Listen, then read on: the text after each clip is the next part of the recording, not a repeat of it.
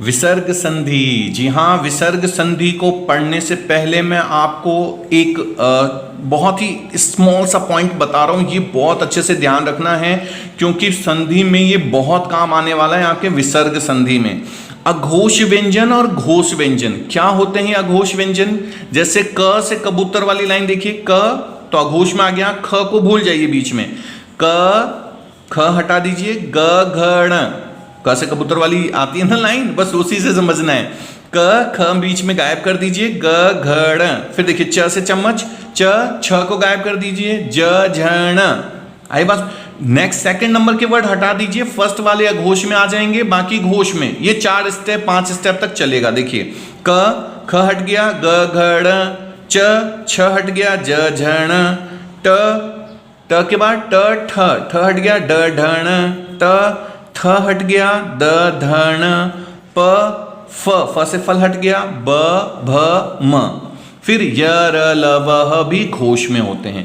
तो ये घोष और अघोष जो व्यंजन हैं ये आपको बहुत अच्छे से ध्यान रखने। नहीं याद हो तो अघोष व्यंजन में ये 5 शब्द याद कर लीजिए। क च ट त प। क्या? क च ट त प। ये आपके विसर्ग संधि में बहुत काम आएगा। और अगर अभी भी इस चैनल को लाइक और सब्सक्राइब नहीं किया है तो नीचे दिए गए बटन को क्लिक करके इसको लाइक और सब्सक्राइब कर लीजिए। जैसे मैंने पहले भी आपको बताया, इस चैनल पे आपको बहुत कुछ मिलेगा, इवन कंपटीशन एग्जाम तक, और जब तक आप लाइफ में जिएंगे तब तक, क्योंकि टाइम टू टाइम हम मोटिवेट भी करने आते ही रहते हैं आप लोगों को। देखिए क्या है, अगर आप लोग लाइक और सब्सक्राइब करते हैं, दूसरे बच्चों तक भी पहुंचाते हैं, अच्छा लगे तो, मैं ये नहीं कह रहा हूं कि आपको अच्छा नहीं लगे तो करना है, अगर अच्छा लगे तो लाइक और सब्सक्राइब कीजिए। इससे हमें भी ये पोटेंशियल मिलता है, थोड़ा सा हमें भी ये लगता है कि और अच्छे पॉइंट्स बनाएं बच्चों के लिए। संधि आप लोगों ने पढ़ी होगी, एक बार इन संधि को आपने देख के और एक बार लर्न करके देखिए, फिर आप खुद महसूस करेंगे कि हम लोग कितनी मेहनत करते होंगे। अगला देखिए, अब जो कंपटीशन में बच्चे हैं उनके लिए पॉइंट बहुत इंपॉर्टेंट है, पहचानना। आप विसर्ग संधि को कैसे पहचानेंगे? तो 3 ये शब्द याद कर लीजिए जो मैं आपको बताने जा रहा हूं। स से स्लेट आधा, स से षटकोण आधा, स से सलगम आधा। 3 तो ये शब्द याद कर लीजिए, ठीक है, क्योंकि विसर्ग इन 3 शब्दों में बदलता है। और ये 2 मात्राएं याद कर लीजिए, एक ये कौन सी है? ओ की मात्रा, और ये र, ओ और र। ये 5 चीजें याद कर लीजिए, अगर शब्द में मिले तो ध्यान रख लीजिएगा, ये विसर्ग संधि है। वापस से देखिए, स से स्लेट आधा, स से षटकोण आधा, स से सलगम आधा। ये तो आधे आधे हैं जो कि विसर्ग इसमें बदलेगा।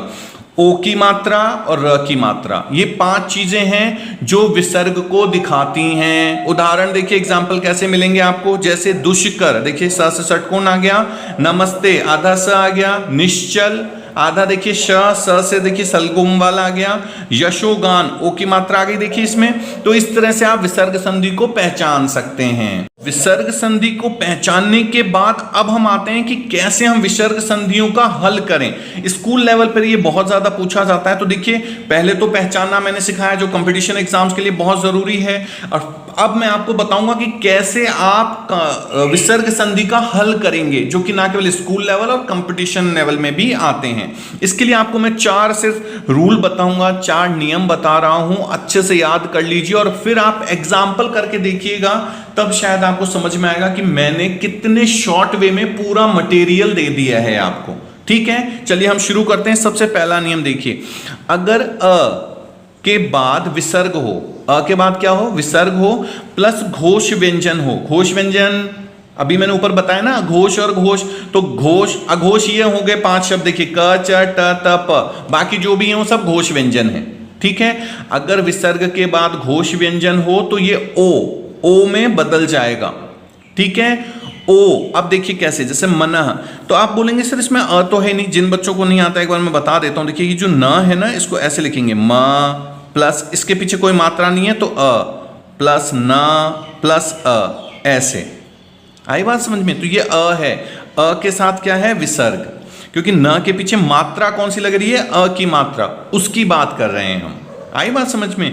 और यहां से देखिए व आ गया, ये रहा, प्लस व, विकार का क्या ले लिया? व। तो ये जब विकार आ गया तो अब यहां पे क्या हो जाएगा? ओ। तो देखिए ये मन है, विसर्ग हट के क्या बन गया? ओ। मनोविकार, मतलब ये विसर्ग हट गया, इसकी जगह ओ की मात्रा लगी तो मनोविकार। ठीक है। दूसरा रूल देखिए इसका, जो सेकंड नंबर का रूल है कि अगर आपको विसर्ग प्लस अघोष व्यंजन, अघोष व्यंजन 5 है, मैंने अभी बताया आपको, क से कबूतर, च से चम्मच, ट से टमाटर, त से तरबूज और प से पतंग। ठीक है। अगर ये 5 शब्द हैं विसर्ग के बाद, जैसे दिख रहे हैं, देखिए ये रहा विसर्ग के बाद क्या है, देखिए यहाँ पे क, विसर्ग के बाद यहाँ पे क्या है, च, विसर्ग के बाद क्या है, छ, विसर्ग के बाद क्या है, त। तो जब ये 5 शब्द आपको दिखाई दें तो अब आप किस में इसको बदलेंगे वो देख लीजिए। क और प, इन दोनों में तो देखिए ये स से स्लेट वाला आधा आगे लगा देना है, आधा स से स्लेट किसमें, क और प में। ठीक है। और अब देखिए च, और अगर छ भी आता है, अगर देखिए छ से जैसे छतरी वाला छ आता है तो उसमें भी ये आधा स से सलगम वाला आगे लगा देना है। क्या लगा देना है आगे, स से सलगम वाला। और अगर आपके पास ट आता है, ट, तो ट में आप क्या लगा देंगे, आधा स से षटकोण वाला। ठीक है। अब देखिए इसका उदाहरण, जैसे क था तो क को मुझे किस में बदलना है, आधा स और क, तो देखिए आधा स और ये क, तो नमः प्लस कार क्या हो गया, नमस्कार। ऐसे नी प्लस चल, देखो च से पहले क्या लगाना था, स, च से पहले देखिए आधा स से सलगम वाला, तो देखियो निश्चल हो गया। ऐसे ही छ है तो निश्चल हो गया। मनः प्लस ताप, देखिए त आ गया, तो त से पहले भी आपको क्या लगाना है, आधा स। ठीक है। ये त का भी मैं बता देता हूं, पर ये त है तो त के लिए भी आपको क्या लगाना है, आधा स और त। ठीक है। तो देखिए आधा त और ये आधा स और त, तो निष्ताप कहने का मतलब है अगर ये अघोष व्यंजन आपको मिल जाते हैं तो इनके आगे आपको या तो स से सलगम या स से स्लेट, ये दोनों में से, या स से षटकोण आधा लगाना है। ये देखना है कि उस शब्द पे कौन सा फिट बैठ रहा है। अगर नहीं भी, अगर ये आपको दिक्कत होती है तो ये देखिए किस पे फिट हो रहा है, नहीं आ रहा तो ये 6 ही तो इनको आपको याद कर लेना है बस।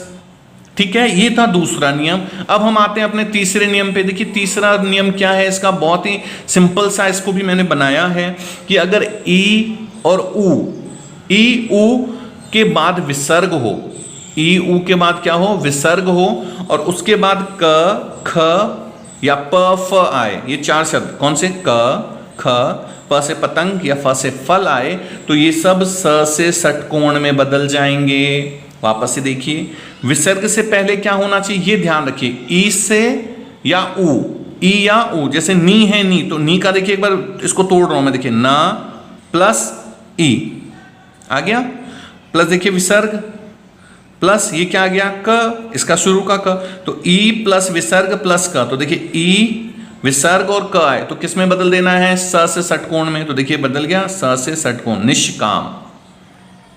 ऐसे अगर फ, ये 4 शब्द ध्यान रखिए, और ये इधर दो शब्द होने चाहिए, ई या ऊ की मात्रा, जैसे इसमें ई है या फिर ऊ की मात्रा हो, और इधर ये 4 शब्द, क से कबूतर, ख से खरगोश, प से पतंग या फ से फल, तो स से षटकोण लगा देना है, जैसे नी प्लस फल, तो देखिए निष्फल लगा दिया आधा सा, तो निष्फल। ये तीसरा नियम हो गया आपका।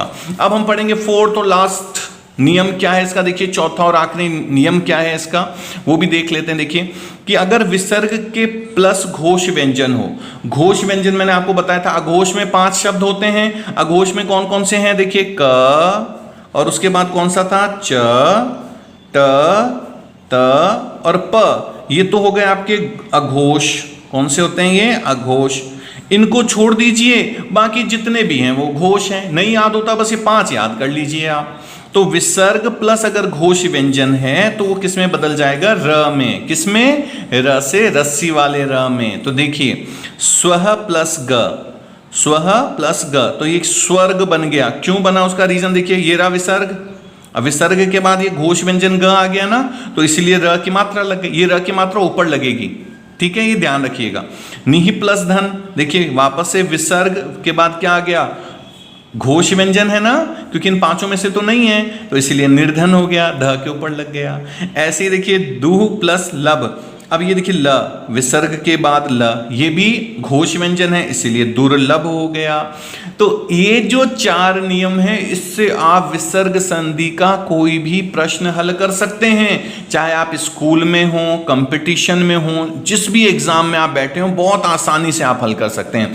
तो इस तरह से देखिए, मैंने पूरी कोशिश की है कि कम से कम समय में आपको ज्यादा से ज्यादा मटेरियल कैसे मिल सके, कैसे आप पहचान सकें विसर्ग संधियों को, फिर कैसे उनका आप हल निकाल सकें। तो इसलिए देखिए, आप इनको अच्छे से कीजिए। कोई भी समस्या है तो मुझे कमेंट कीजिए, और देखिए अपने इस चैनल को, ये मेरा नहीं आपका चैनल है, इसे ज्यादा से ज्यादा लोगों तक पहुंचाइए। क्योंकि देखिए, अगर आपको अच्छा लगेगा तो ही आप पहुंचाएंगे, तो पहले आप सेटिस्फाई हो जाइए, और अगर आपको लगता है अच्छा है तो आगे भी भेजिए, ताकि हम और भी ऐसे नए नए पॉइंट्स, नए नए टॉपिक के साथ आपके साथ वापस से मिल सकें। तब तक के लिए थैंक यू सो मच।